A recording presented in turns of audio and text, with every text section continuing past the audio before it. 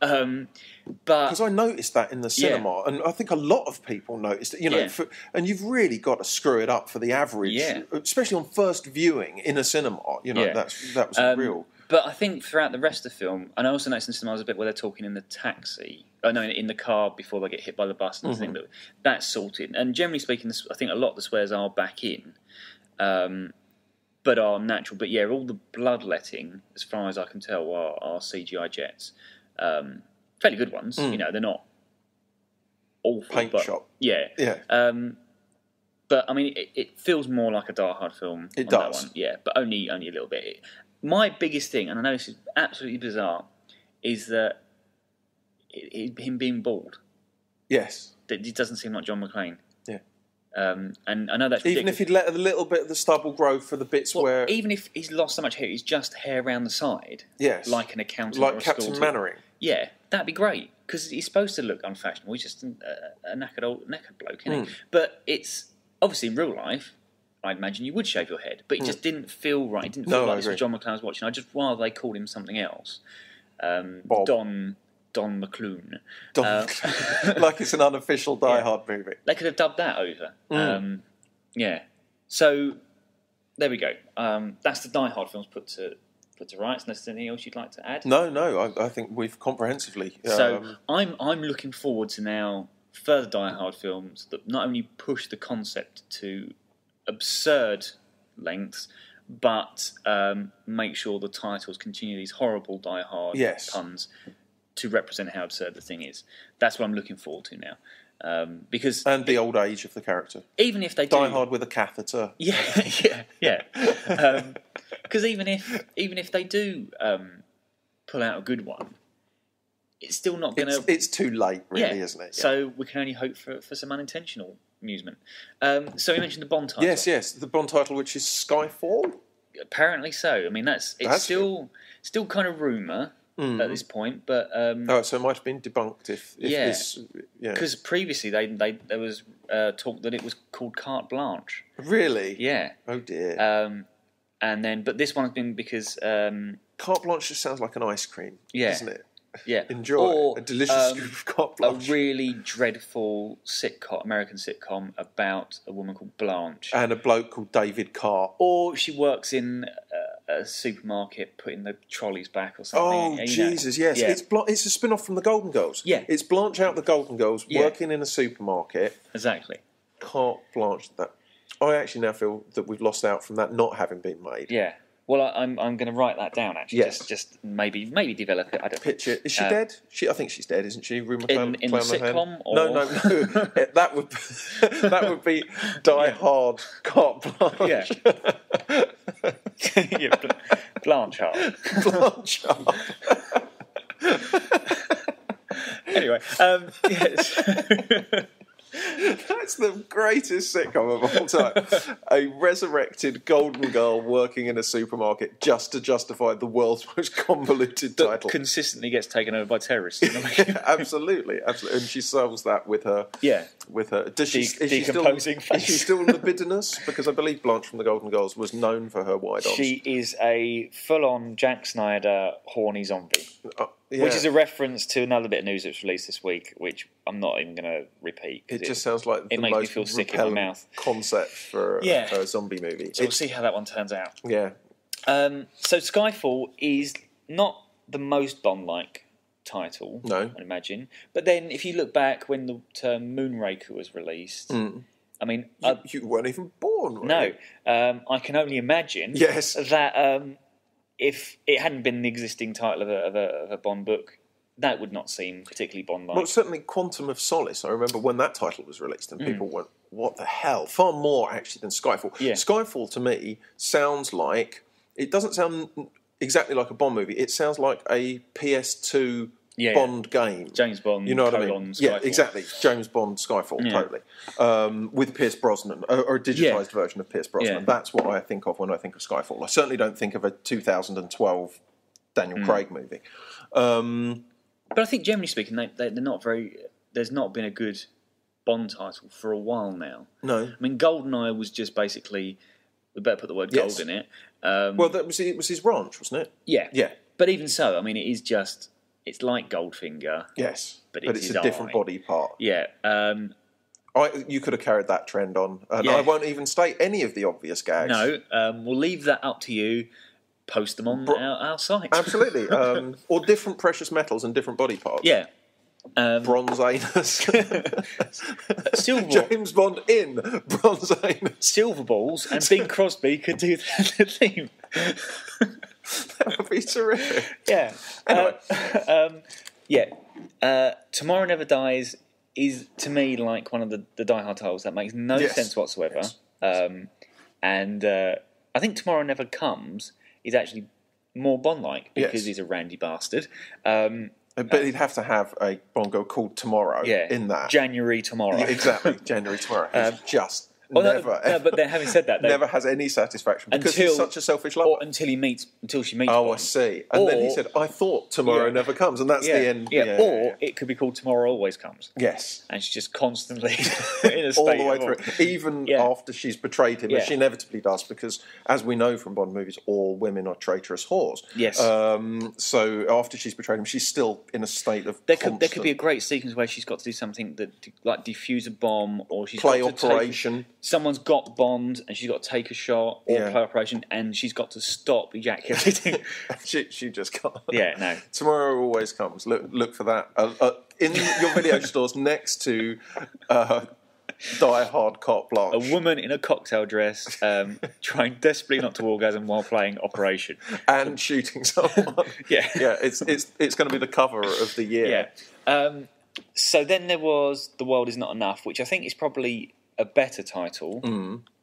They got kind of hooked on the die thing as well, didn't they? The Tomorrow Never Dies, Die Another Day. Isn't that the family crest, Bond's family crest? So that I'll give that one a pass.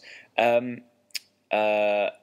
Another Day, and then we had that was Casino Royale, which is obviously a proper Bond title, and then Quantum of Solace, which is just a noise. It's someone flicking through a dictionary and stopping at random. Yeah. Having said that, I think that's again representative of the film. It just felt kind of like they put something together that was kind of Bondish, but didn't really make. It wasn't necessary. You could probably just skip Quantum of Solace. Yes, because nothing actually occurs in that.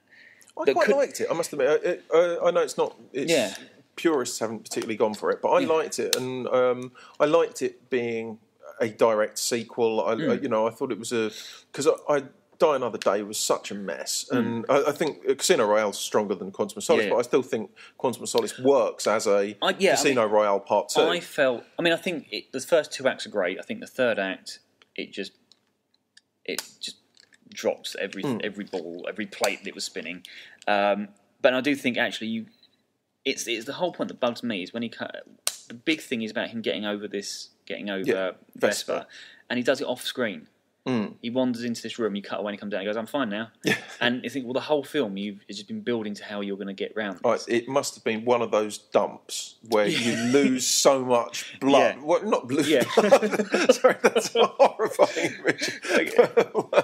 That's kind of some observational humour that maybe everybody knows what it's like when you have one of those dumps and just lose so much blood. You're just absolutely... You know when you shit out all your blood? What's up with that? It just fills the bowl, one of those ones where you feel very lightheaded, regardless of what you've managed to crap out of your ailing, collapsing system. You just feel very lightheaded. And he must have had one of those. I think that's the only possible... Well, that's the thing, we're left to imagine what happened, and you've obviously imagined that. I thought that was implicit, at least. Yeah, they might you can see it in Judi Dench's eye. She's like, you've had one of those, haven't you? She's sick of cleaning the bowl. It's like, But I felt that although there's good stuff in it, and in terms of with them keep. Sorry, I thought you were talking about the toilet bowl. In terms of trying to keep the continuity going, yes. Actually, what occurred, compared to what happened in Casino Royale, which was there was loads of stuff. In Quantum of Solace, you could have covered that in the opening title sequence, the pre-credit sequence. He could have got over Vesper in the pre-credit sequence, and then you got on and had a proper film. But dump and all. But surely any Bond film could actually just be a pre-credit sequence of another Bond film. I suppose, yeah. I mean, you can compress them, can't you? Yeah. You can just sort of go which bits they choose to expand. Yeah. And certainly, the one I remember, the opening sequence of The Living Daylights, plays like a film. I love that. Yeah. Yeah, absolutely. Someone pointed out, I was reading on the forum, that they like Timothy Dalton because the first thing he does in terms of combat, he's headbutt someone. That's his opening. That's his opening gambit. Yeah, that's his hero's introduction. That's Bond all over. I know that's what a lot of people had a problem with, that he was too vicious, but I think I like Tim Dalton. A welcome change from the carry-on antics of Roger Safari Suit more. Yeah, absolutely. I mean, Bond movies. We've really gone off titles, haven't we? Well, we've done two. We have, but it's really Bond and Die Hard, isn't it? This one. So if you've listened to, I imagine we're probably going to bill it as such, and then the beginning bit where we talk about titles, we can maybe put that. Titles of I don't know, but anyway, and Bond movies go in cycles where they get sillier and sillier and sillier and sillier, and then someone goes, right, stop this. This is utterly ridiculous. You've got Roger Moore in a safari suit, or you've got a CGI Pierce Brosnan skiing down a bloody whatever that was. Or there was some surfing. Oh, it was awful. Surfing I blanked it from my mind. What's bizarre about that film is that the first act is the serious Bond film. It's where he gets captured and tortured. You think this is quite dark, and then you get Invisible Car and Ice Palace. You think this is going to be a bit more, and then you get CGI planes with sports cars falling in the back. A guy in a robotic armour firing electricity. And think now it's Street Fighter.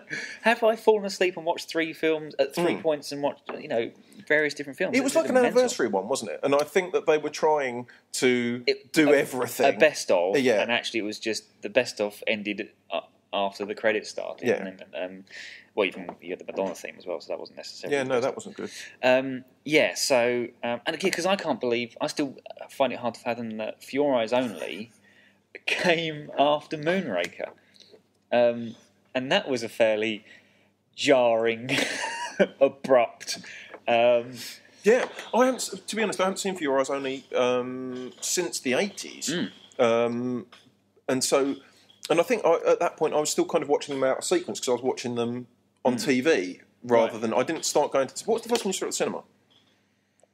You know what I've got? Probably Living Daylights. Yeah, it would have been Living Daylights, yeah. It was for me. And then Licence to Kill I couldn't because it was a 15. Because of the shark eating thing. It was for lots of things. And Living Daylights was, Licence to Kill was still cut, we're going on about the BBFC stuff, that was still cut for a 15 until the recent DVD release. Right.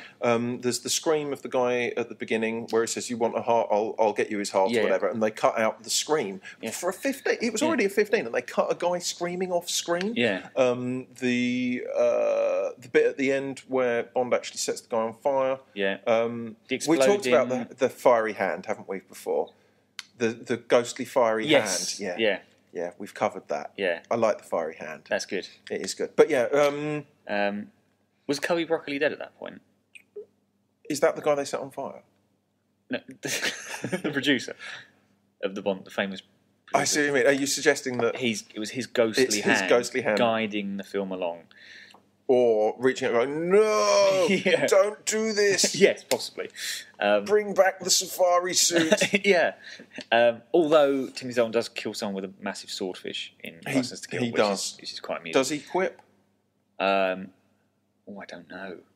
I'm sure I would remember it if he does. But surely you can't kill someone with a massive swordfish and be so absolutely deprived of any kind of intellect that you can't think of a funny gag for it. Go on in. You've been listening to Total Cults, and I've been James Trick. And I've been Dr. Gogol. Remember, people... Gogol? Gogol. I am developing a cold, so fuck off. Oh, okay. I remember people... you develop away. Yes. Oh, I'm about to sign off. Oh, right. In a very witty, clever way. Oh, are you? Yes. Is it going to be a reference to don't have a dump where you lose so much blood? I'm going to tell everyone to make sure you live free and die hard, or that it look outside it because it's a good day to die. I'm just going to... Bye. Cheers, guys. Bye-bye.